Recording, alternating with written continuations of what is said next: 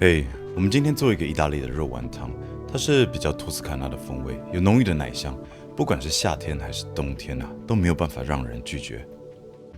先来做肉丸，我最喜欢的方式是拆一条意大利的香料香肠，去掉肠衣之后分成小块。但是当然，你也可以直接用猪肉米加上盐跟胡椒，还有一点普罗旺斯香料来调味。再来，我们配一点切碎的培根进去，增加油脂跟香气。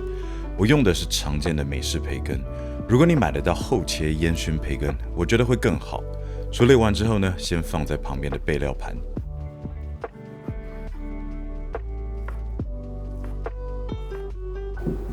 有点烟呢。这个就是一个清冰箱的料，一切就知道不新鲜。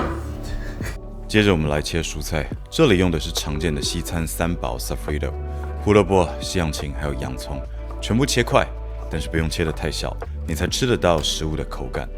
另外，切一点马铃薯来增加饱足感，还有菠菜让营养更均衡。这道菜的设计就是同时包含了蔬菜、肉还有碳水，你完全可以作为一锅出一次吃饱的料理。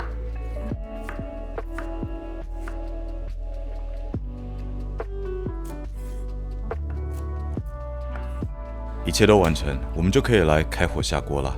我还是会在锅中加入一点底油，让食材更容易上色。培根呢，先下锅，小火慢慢把油逼出来之后煎到上色。这个步骤不能急，在煎培根的时候，你会有很长的时间感觉它完全都没有上色，但是当它一旦开始变焦，这个速度就会变得非常快。差不多煎到金黄色就可以取出来了，剩下的余温会让它颜色变得更深。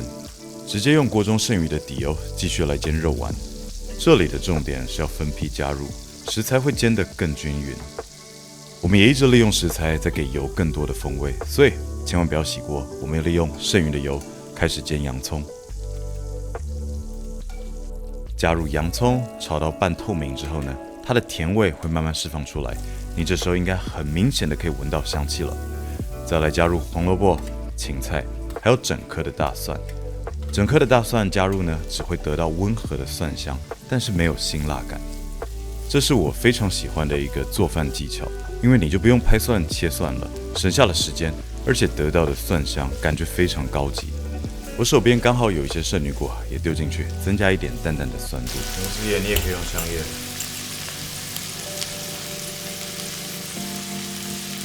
这道菜的一大优点就是非常适合清理冰箱剩下的食材。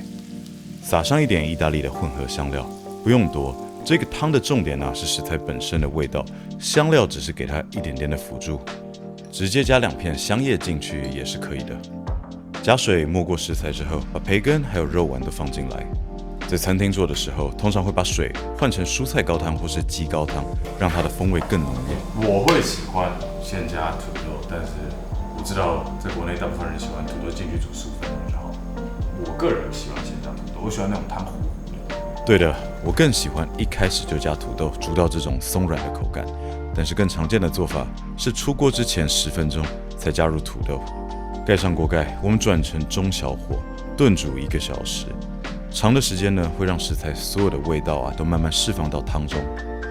时间到了，开盖之后，我们先关火，加入1杯的淡奶油还有黑胡椒来调味，再利用剩下的余温把菠菜煮熟。也在这个时候加盐，完成最后的调味。关火是为了避免高温，让加入的淡奶油油水分离，卖相就不好看。装盘之后，我会在上面撒上一点初榨橄榄油，增添一点新鲜的味道。是不是非常的简单？那就祝你们用餐愉快。